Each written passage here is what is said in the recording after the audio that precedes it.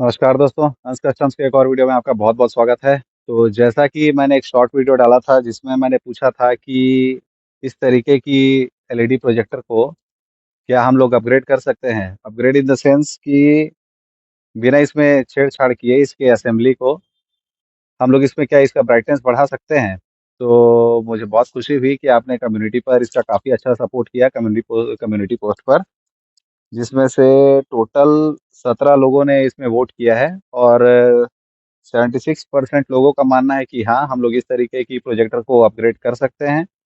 और 24% लोग का मानना है कि नहीं, हम लोग इसे अपग्रेड नहीं कर सकते हैं। तो आज का वीडियो सारा इसी पर रहेगा कि क्या हम लोग इस तरीके की जो प्रोजेक्टर्स आते हैं उसे अपग्रेड कर सकते हैं या नहीं कर सकते हैं। ये एक्चुअली में इनबिल्ड एलईडी सिस्टम है और ये आफ्टर मार्केट नहीं है। ये स्विफ्ट की जो टॉप मॉडल पे हेडलाइट आती है, ये उसकी प्रोजेक्टर है। अगर आपने इसका वीडियो नहीं दिखा है तो ऊपर आई बटन पर जाकर आप इसका वीडियो देख सकते हैं, जिसमें मैंने इसका पूरा डिटेल दिखाया हुआ है। खैर चलिए, तो इसे अपग्रेड करेंगे तो किस तरीके से करेंगे और इसमें क्या-क्या चीज़ों को हमें ध्यान देना पड़ेगा, ये सारी चीज़ों के बारे में मैं इस वीडियो पर आपको दिखाऊँगा। तो वीडियो पर बने रहिए। इसका टोटल मैं 2 वीडियो बनाऊँगा क्योंकि एक वीडियो में सारी चीज़ों को कवर करना आसान नहीं होगा। काफ़ी लंबा हो जाएगा और लोग उतना लंबा वीडियो देखना पसंद करेंगे नहीं।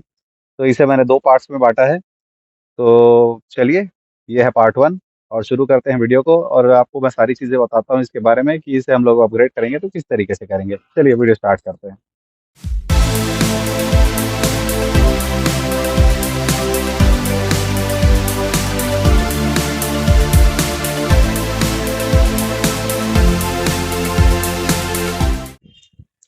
तो दोस्तों, सबसे पहला सवाल यही आता है, क्यों? जब ये ऑलरेडी एक एलईडी प्रोजेक्टर है, इसमें लाइट अच्छी भी है, रोशनी अच्छी दिखती भी है, तो ज़रूरत क्या है हमें इसे बदलने की? तो स्टैंडर्ड के हिसाब से अगर आप देखें तो गाड़ियाँ अपनी रोशनी जो ये सब प्रोजेक्टर्स लगा रहे हैं लाइट, उसका रोशनी ठीक-ठाक ही है, कोई खराब नहीं बोल सकते। पर आपको पता ही है हमारे इंडिया में आफ्टर मार्केट की जो लाइटें यूज़ होती हैं वो बहुत ज़्यादा तेज़ होती हैं और उन सब के मुकाबले अगर आप देखेंगे तो ये थोड़ी-सी कमज़ोर पड़ती है, थोड़ी नहीं काफ़ी कमज़ोर पड़ती है। तो अगर आपके पास रिफ्लेक्टर वाली मॉडल की, अगर नॉर्मल रिफ्लेक्टर वाली जो जिसमें हैलोजन लगी होती है, उसे अपग्रेड करना है तो आप इज़िली अपग्रेड कर सकते हैं मार्केट से कोई से भी एलईडी खरीद के, बस लगाए प्लग एंड प्ले। पर जिनकी गाड़ियों में इस तरीके की लाइट सिस्टम है, अब वो लोग कैसे करेंगे?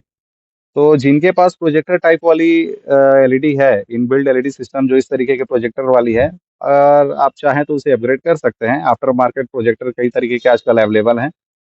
जैसे लेज़र वगैरह की भी आजकल मार्केट में मिल जाती है, पर वो थोड़ी कॉस्टिंग अराउंड आपको 35 से 40 हज़ार के आसपास जाती है।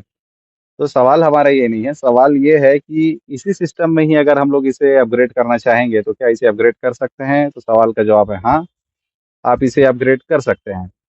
अब ये आगे किस तरीके की होगी, ये आगे देखते जाइएगा, मैं आपको बताता जाऊँगा। अब दूसरा जो सवाल आएगा कि कैसे? आप इसे कैसे अपग्रेड करेंगे, इसी सिस्टम को? तो दोस्तों, इसमें क्या होता है, इसमें आपको भी पता है कि इसका जो लाइट सोर्स एक अंदर में रहेगा, हमें उसे चेंज करना पड़ेगा। इसके लाइट सोर्स को हमें ज़्यादा पावर वाली एलईडी के साथ में चेंज करना पड़ेगा, ताकि हमें इसे इसकी ब्राइटनेस बढ़ा सकें।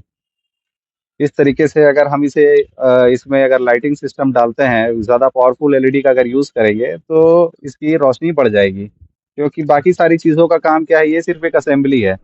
यहाँ सामने लेंस लगी हुई है और यहाँ अंदर में एक एलईडी है।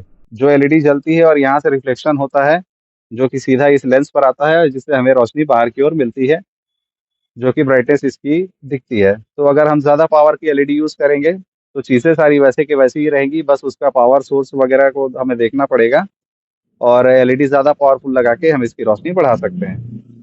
अब तीसरा जो चीज़ आता है कि ऐसी एलईडीज़ कौन बनाता है? कौन-सी कंपनीज़ हैं जो इस तरीके की एलईडीज़ बनाते हैं? तो सबसे आपको मैं जो मोस्ट पॉपुलर ब्रांड्स हैं, जिनका मैं नाम आपको अभी बताता हूँ, वो है फिलिप्स है, ओसरम है, क्री है और भी पैनासोनिक वगैरह हैं, 3-4 कंपनियाँ और हैं जो इस तरीके की लाइटिंग सिस्टम बनाते हैं। तो सबसे ज़्यादा जो पॉपुलर है वो ओसरम और फिलिप्स ही हैं। ये सारी कंपनी जो स्पेशली ऑटोमोटिव एलईडीज बनाते हैं, ऐसा नहीं है कि एलईडी तो मार्केट में कई सारी अवेलेबल है, पर आप कोई किसी भी एलईडी को यूज नहीं कर सकते हैं। इस सब के लिए स्पेशली एक ऑटोमोटिव ग्रेड की एलईडी कंपनीज बनाती हैं, जो कि प्रीमियम सेगमेंट की गाड़ियों में यूज होती हैं। जैसे जितनी भी प्रीमियम ब्रांड्स ले लीजिए, वॉल्वो, ऑडी, मर्सिडीज, बीएमडब्ल्यू, किसी में भी आप अधिकतर उसको खोलेंगे तो आपको ओसरम या फिलिप्स की ही एलईडीज मिलेंगी अंदर में। तो ये कुछ प्रीमियम ऑटोमोटिव कंपनीज ये सब लाइटों को यूज करती है। तो ये क्या है, आपको वैसे मार्केट में इजली अवेलेबल नहीं मिलेगी, ये सिर्फ आपको ऑनलाइन के थ्रू ही मिलेगी, जो कि इंडिया में आसानी से मिलती भी नहीं है। जैसे ओसरम की ओ स्टार के नाम से एक एलईडी आती है। ओसरम ओ स्टार एक उसका ब्रांड है। ओसरम कंपनी हो गई, ओ स्टार उस चिप का नाम है, जिसमें आपको अलग अलग वोल्टेज की, अलग अलग पावर की एलईडीज मिल जाएंगे। तो उसके हिसाब से जो इसके लिए सुटेबल होगा, सुटेबल मतलब कि जो इसके चिप के साइज के बराबर की रहे और ज़्यादा पावरफुल हो, उस तरीके की एलईडी को अगर हम इसमें यूज़ करेंगे तो ज़्यादा रोशनी हमें इससे मिल जाएगी, बिना इसकी असेंबली को छेड़े बिना। तो इस तरीके की एलईडीज हम अगर इसमें यूज़ करेंगे तो इसकी लाइट बढ़ा सकते हैं। तो ये था तीसरा पॉइंट। और चौथा जो सबसे इम्पोर्टेंट चीज़ है कि अब चलिए हमारे पास लाइट आ गया, सारा कुछ हो गया, अब इसे लगाएंगे कैसे और किन किन चीज़ों का ध्यान देना पड़ेगा हमें। तो सबसे पहली चीज़ तो जो आपको ध्यान देना पड़ेगा वो है कि आपको एलईडी का एंगल इसमें सही बिठाना पड़ेगा। कि एलईडी का अगर आपका एंगल बिगड़ जाएगा तो फिर इसकी रोशनी पूरी तरीके से खत्म हो जाएगी, क्योंकि प्रॉपर रिफ्लेक्शन नहीं मिलेगा इसे।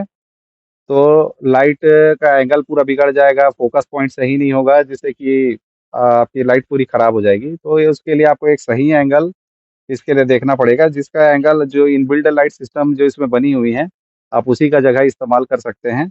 और प्रॉपर उसके जो चिप का पॉइंट है आप उसे पिन पॉइंट कर सकते हैं।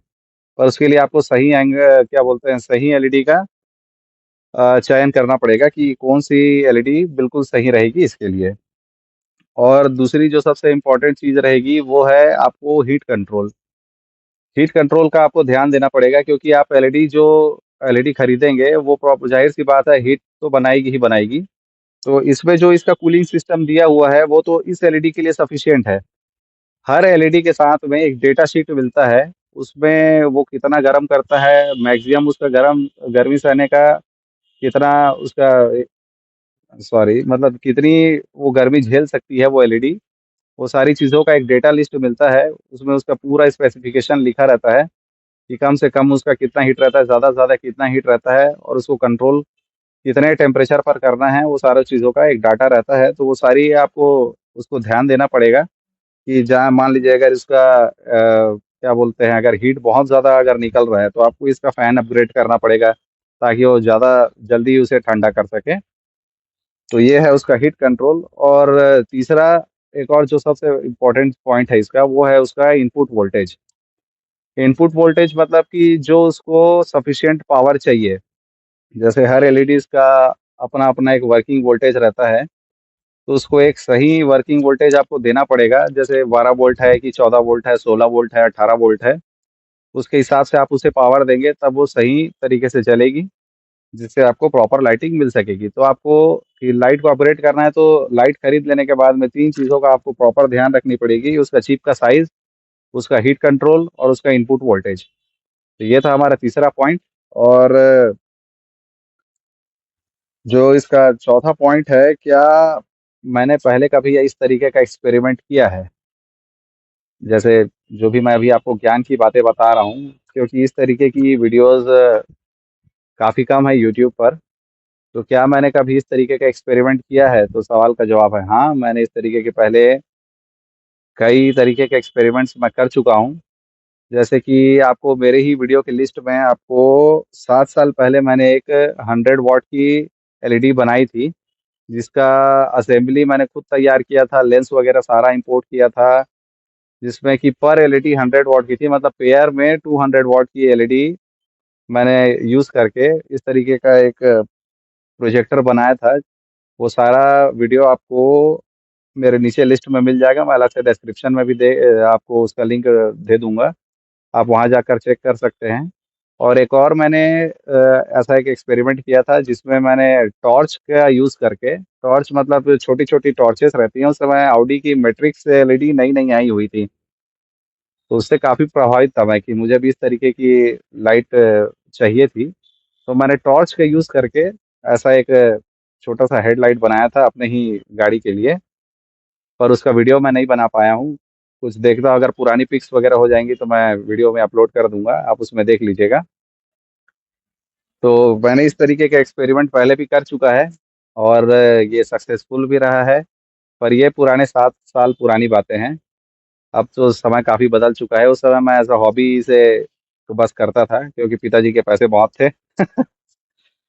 मैंने आधे से ज़्यादा मेरे पिताजी के पैसे यही सब में उड़ाए हैं, एक्सपेरिमेंट कर के। आज मिला क्या है पता नहीं, बस ज्ञान ही है। तो ये था पहला पार्ट, वीडियो थोड़ा लंबा हो गया है, पता नहीं। तो इसके मैं दूसरे पार्ट में और भी कुछ आपको की पॉइंट्स बताऊँगा, जैसे कि आजकल के जो क्यूब प्रोजेक्टर्स वगैरह आते हैं, ये सब का कॉस्टिंग क्या आएगा, चलेगी, कितने दिन चलेगी और वारंटी में क्या इसका प्रभाव पड़ेगा कि नहीं पड़ेगा? और सबसे ज़रूरी चीज़ है, क्या मैं ये सब चीज़ें आज क्यों नहीं कर रहा हूँ? ये सारी सवालों का जवाब आपको सेकंड पार्ट में मैं दूँगा। तो चलिए, पहला पार्ट को यहीं ख़त्म करते हैं। वीडियो देखने के लिए आप सभी का बहुत-बहुत शुक्रिया। और आपके दिमाग में किसी भी तरीके का अगर कोई सवाल हो तो प्लीज़ कमेंट बॉक्स में ज़रूर लिखें। मैं उसका जवाब ज़रूर से आपको दूँगा, किसी भी तरीके का लाइट से रिलेटेड हो। तो चलिए मिलते हैं अगले वीडियो पर। थैंक्स फॉर वॉचिंग अंश कस्टम्स। वीडियो अच्छा लगा हो तो प्लीज़ चैनल को लाइक ज़रूर करें, शेयर ज़रूर करें और प्लीज़ दोस्तों सब्सक्राइब करो। 90% लोग वीडियो देखते हैं मेरे। अब वो डाटा मैं आपको नहीं दिखा सकता, पर वो लोग सब्सक्राइब करते नहीं हैं, वीडियो देखते हैं, चले जाते हैं। हो सकता है मैं कंसिस्टेंट नहीं हूँ, ये बात मैं खुद मानता हूँ कि मैं वीडियोज़ रेगुलर पोस्ट नहीं करता, पर क्या कर सकते हैं। मुझे लगता है कभी-कभी कि ये सारा जो ज्ञान का वीडियो बना रहा हूँ, उससे अच्छा है कि मैं व्लॉगिंग शुरू कर दूँ। हो सकता है उसमें ज़्यादा सब्सक्राइबर्स मिलें। चलिए मिलते हैं अगले वीडियो पर। थैंक्स फॉर वॉचिंग अंश कस्टम्स।